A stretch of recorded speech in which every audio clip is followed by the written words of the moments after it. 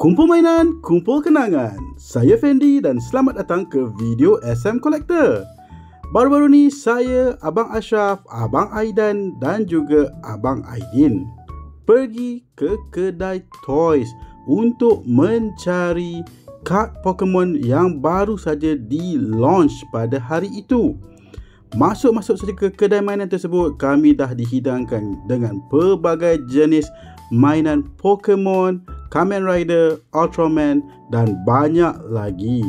Di depan saya ini adalah bahagian yang menjual kad-kad ataupun figurin-figurin Pokemon. Di sini macam ada Mimikyu, salah satu jenis Ghost ataupun Psychic type Pokemon dari siri Pokemon terbaru.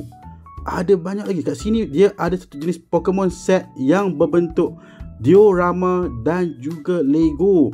Ada Charmander, Pikachu, Bulbasaur, Jigglypuff. Di sini dia punya, sini pun ada Great Ninja. Great Ninja ni datang sekali dengan diorama. Nampak cantik. Pikachu dia pun nampak hebat. Slowpoke, Gengar pun ada.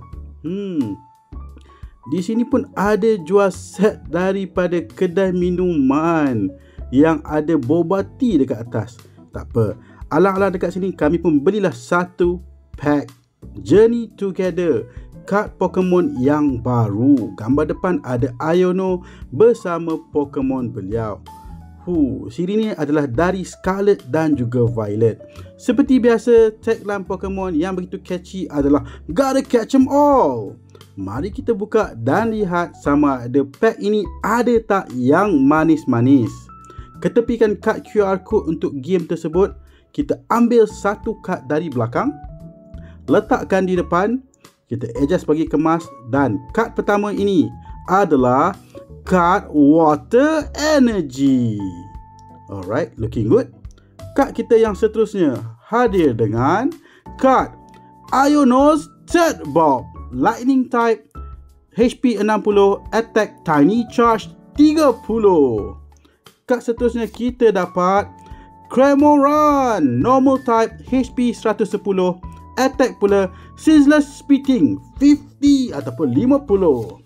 Seterusnya kita ada Floragato, evolusi daripada Springatito, Grass type, HP 90, Attack pula Magical Leaf sebanyak 30.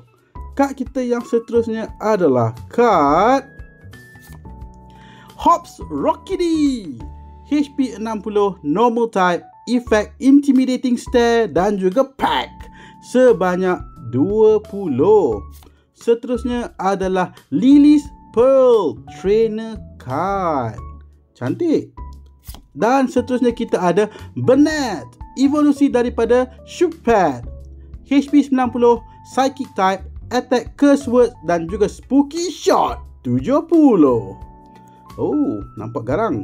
Seterusnya kad kita adalah Pangoro, evolusi daripada Pancham, HP 140, Dark type, Attack pula Torment 30 dan juga Power Tackle 160.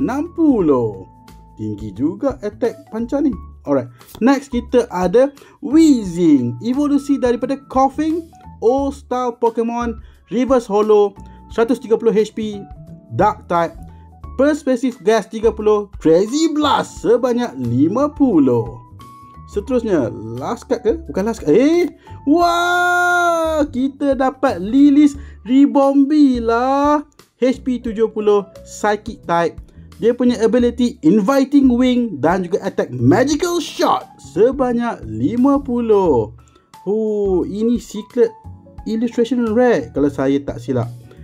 Memang cantik lah dengan dia punya Pixie type kat sebelah kanan tu. Alright. Ada kad lagi lah kat belakang. Kad terakhir kita Old School Butterfree, evolusi daripada Metapod, HP 120, Grass type, Attack Scale Hurricane sebanyak 60. So inilah kad-kad yang telah kita dapat. So sampai sini sajalah video kita kali ini. Jumpa next time. Bye.